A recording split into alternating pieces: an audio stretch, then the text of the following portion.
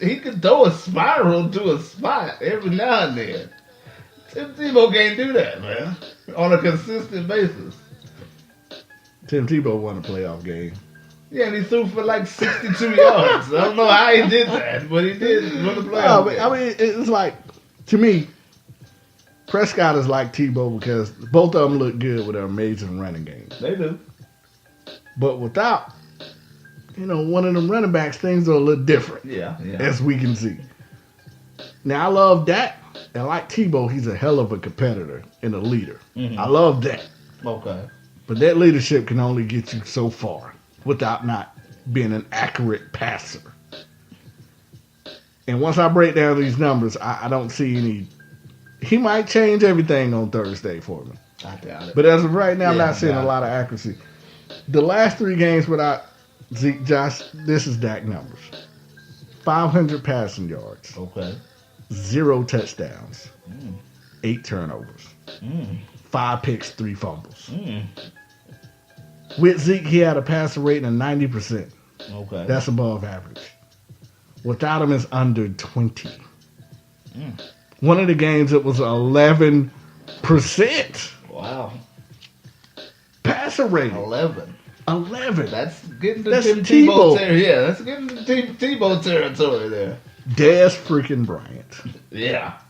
Now, some of his problems might be from the fact that he doesn't have a quarterback who can throw him the ball. Okay. Makes sense.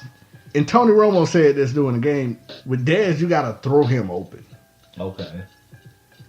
Dak doesn't do that. He waits till you get open. That's it. Dak waits till you get open. Dez's inability right now is he can't seem to get himself open. I don't know if it's because of the accumulation of injuries or what, but he's not getting a lot of separation right now. With Tony Romo, Jay, man, Dez had 16 touchdowns. That was in 2014. Okay. Since Tony Romo retired, in 32 games, guess how many touchdowns he got? Not many. 15. 15. Wow. It's 2017, just in case didn't nobody know. Yeah. He had Romo 16 years, in 1 year. Romo left, he has 15 cents. Yeah, even when you guys were riding high, he wasn't really utilized that much. Well, Dez only knows how to run 2 or 3 routes. Okay. Which is not that great. Now, it's not like they're not trying to get him the ball either. He has 92 targets this year. Excuse me, 97 targets. Okay. 50 catches. 5.7 yards per catch. 478 yards during 11 games. This is your number 1 star receiver. 4 touchdowns. Yeah, that's slot receiver numbers right there, dog. Exactly, man. And what's going on now is the targets are high though. The targets are there. The targets are there. He's dropping the ball. That's another, yeah. As far as drops, Dez is one of the lowest receivers. Yeah, he's the leader in drops right there. Now, I mean, a lot of people's high on Cole Beasley. You remember him, slot receiver out of SMU? Yeah. Well, this is what teams are doing now. And Chris Carter broke this down. You can put the most physical DB on Dez, and he's pretty much locked down. Okay. Now you can take Cole and double team him. He's out the way. The only person that's really left, Terrence Williams is soft. He ain't going to get open. Jason Witten is 85 years old. That is true. That is now your number 1 target. An 85-year-old tight end. He'll get you a couple yards in now and then, won't he? Yeah, you get about 3 or 4. 3 or 4, wow. About 3 or 4 maximum. Okay. 5, his lungs will be about to collapse. Okay. And I mean, shit. Excuse my language. Look at those options, Jake. How do you expect to even score when you have a quarterback throwing the ball at people's feet? If he has time to even throw the ball. Yeah. Your running game is decent, but it's not Zeke Elliott. No. Your star receiver is only averaging 5 yards a catch. Your number 1 target, Cole Beasley, is completely gone. Yeah. And your tight end in the league now, where all the tight ends are more athletic than anything, is 87 years old and 2 years away from working at Walmart. How all this changed in a year? You guys were riding high. Running game. Something changed. Like, Dak went from the next Tom Brady to the next Tim Tebow. Like, how does he regress that far back, though? I'm glad you asked that question. Okay, great. Let's get to the second reason why Dallas is so bad. Captain Carrot. Okay, coaching. Coaching. Okay. Peep this. In 5 losses, Jay, the Rams, they were up 8 at the half. Packers, they were up 9 at the half. Falcons, down 3 at the half. Chargers, down 3 at the half. Philly, they was up 2. Mm-hmm. But the second half, Dallas was outscored 114-22. Y'all not finishing, yeah. That is coaching. It is. Not finishing the game. That is lack of adjustments. Yeah. The 3 games without Zeke, 7 points. 9 points. 6 points. Y'all ain't even scored double figures yet. Not even scoring in dip. Coaching. Now you had a report that came out on NFL.com that players from the Dallas Cowboys were upset at the coaching staff for their lack of ability to make in-game adjustments. One of the reasons they pointed out was the game with Chaz Green against Atlanta. Okay. They felt like the coaching staff didn't give them enough help. And the second game, what was the he bullied it like that. Yeah, it was ridiculous. Second thing, they said that the game plan is like way too simple. That's Jason Garrett, man. Like, to me, offensively under Jason Garrett, they always been kind of inconsistent. Yeah. They didn't really pick up until they let Bill Callahan run the plays. Okay. And then they let Tony Romo run the plays. Those 2 years, Tony was the offensive Tony basically coordinator. they was like, we're going to give Tony Romo the Ram. Yeah. I believe that season they averaged 28 points a game. Do you think it was a little premature to cut bait with Tony like that? Yeah. You regret it now? No, good question. That entire season, even though Dak was balling, Yeah. I was seeing Dez fade away. Because what I was seeing was, he's not throwing Dez open. Even though Dez only know how to run 2 or 3 routes. Yeah. One of those routes are the go route where he just takes off. You have to throw it up to him. Now, going to get the ball, Dez is one of the best I've ever seen. Okay. But you got to give him an opportunity.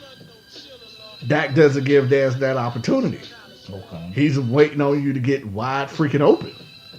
Dallas don't make a lot of down the field plays unless it's to Bryce Butler and he can't get in the game. And I was like, I wanted Romo to come back because I felt like the way we were clicking. And to me, man, that year that they went 12-4 with DeMarco running the ball, that was the best I ever seen Tony Romo. That's the year Tony was calling plays. Yeah, he was on the come up. He was looking Peyton Manning-ish. To me, that was his MVP year. Yeah. And this last year, I'm like, okay, we look exactly like we looked the previous year. Said Tony can come back and take this team up, but you couldn't bring Tony in because we wouldn't lose it. Yeah.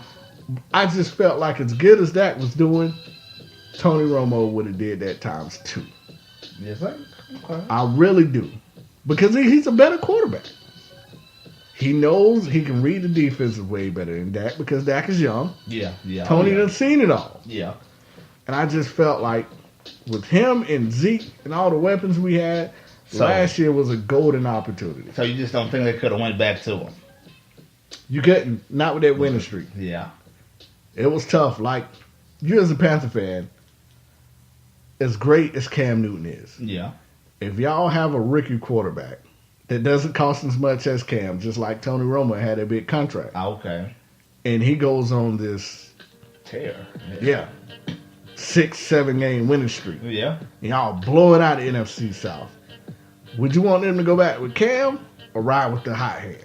You know, I don't like Cam anyway, but you're right. I get what you're coming from, though. Like, yeah, it would have been tough as far as from a PR standpoint to go back to Tony Romo. But then, like you said, you made some good points with the 2014. He was looking like Tom Brady or Peyton Manning in 2014. We were stopped off of catch or non-catch. Whatever it was, Tony Romo was balling that year. Yeah. That was the first year. Because there was a lot of games. We were down going into the fourth, and Tony Romo would go off. Back, yeah. Now, normally he would throw interceptions. He wouldn't that year because the running game was so potent.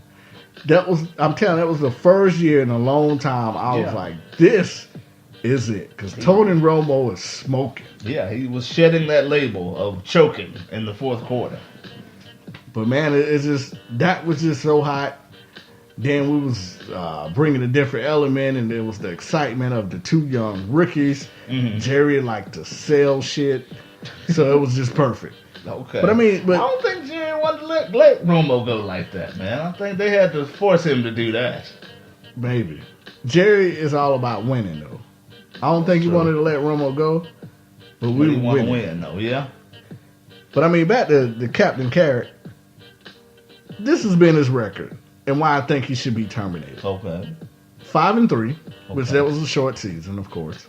Took over for Wade Phillips. 8-8. 8-8. 8-8. Yeah. All 3 years, we had a chance to win the division. Came down to the last game, got our ass smoked. All 3 years. They should have been fired. One by the Giants, one by Philly, one by Washington. Looked like they shouldn't even been on the field in the final 3 games. 12-4, the Tony Romo year. Tony Romo got hurt. 4-12. Now we're 5-6. Well, you skipped last year, right? Because they did go 12-4 last year. Too. Yes, correct. Yeah, so they went 4-12. 13-3. Yeah, 13-3. Okay. 13-3. Then now we're 5-6. Okay. Yeah, give that man his credit for his 13-win season. No, I give him no credit. It was the exact same recipe as the 12-4 year. Yeah. We pounded the ball. We had a quarterback who didn't make mistakes. But when it all boiled down to it, and we played the exact same freaking team, the Green Bay Packers, you come out throwing the ball and go away from everything that you used to do, which was pound the rock, keep Aaron Rodgers off the field, win the game. But now Jason Garrett and his Princeton IQ decided he wanted to come out throwing. You got to make it look good, you know. We got behind. We came back. And then Rodgers freaking killed us with that sideline throw. I hate Aaron Rodgers. I see. You should. So much. They just killed you guys twice. No. But, man, to me, that mediocre record should just... Okay. He's mediocre. He's an 8-8 coach to me. Yeah, pretty much, yeah. He went 8-8 3 years in a row, yeah. But we not going to get a real coach to come to the Dallas Cowboys because our number one reason why this organization is in the position they are, Jerry effing Jones. I want to hear this. The man that you heard at the beginning of the show, to me, is the number one reason why Dallas are in the position they're in right now. Because he gets in his own way of improving the team. We're not going to fire Jason Garrett. He's already gave him a vote of confidence. Well, he should be gone. Vote of confidence is not a good thing if you're getting that out in public like that.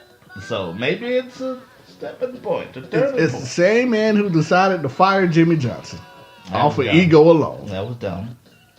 Now, and to me, it wasn't the only head coach that he just screwed up. We hired Bill Parcells. I thought was genius. But he ran Bill Parcells out the door when he hired T.O. Yeah. And was just bringing in other people they didn't want in. Now, Jay, peep this. Bill Parcells recommended 2 head coaches before he stepped down. Okay. The 2 head coaches were Sean Payton and Mike Zimmer. You good on Zimmer. Well, Zimmer is a winning coach. Right yes, now, Minnesota is really good. Sean Payton is a Super Bowl winning coach. That's true. 2 recommendations. Jerry said, nope. Nah. I want somebody completely opposite. Let me go for Wade Phillips. Oh, wait. Okay. Yeah, he signed Wade, and of course, He Well, didn't yeah, sign. defense looking good though.